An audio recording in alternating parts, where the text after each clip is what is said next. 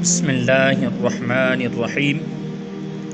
ذی الحجہ کے 10 دنوں کے حوالے سے، ان 10 دنوں میں اللہ تبارک و تعالی کے حضور نیک عمل جتنا پسندیدہ اور محبوب ہے، کسی اور دن میں اتنا پسندیدہ اور محبوب تر نہیں۔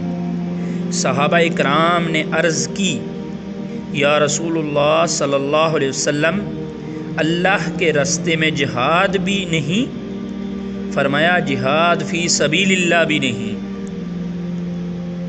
پھر فرمایا ہاں، وہ شخص جو اپنی جان اور مال کے ساتھ نکلے اور کچھ لے کر گھر نہ لوٹے۔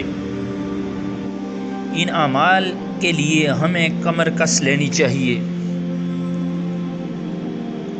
روزے رکھیں، صدقہ کریں، اللہ کا ذکر، دعاؤں اور نوافل کا اہتمام کریں، قرآن کی تلاوت کریں، اللہ کی مخلوق پر احسان کریں، بھلائی کے کاموں میں تعاون کریں، برائی کو پھیلنے اور روکنے میں اپنا حصہ ڈالیں، ہر وہ عمل کریں جو اللہ سے ہمیں قریب تر کر دے۔ سامعین محترم، رسول اللہ صلی اللہ علیہ وسلم نے فرمایا، ذی الحج کے ان 10 دنوں میں بہت زیادہ تحلیل، تکبیر اور تمہید بیان کرو۔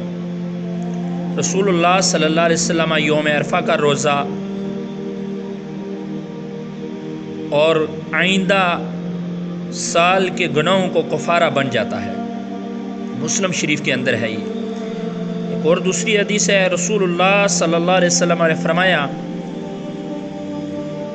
کہ جس شخص کو قربانی کی وسعت ہو اور وہ قربانی نہ کرے، وہ ہمارے عیدگاہ کے قریب نہ بٹکے۔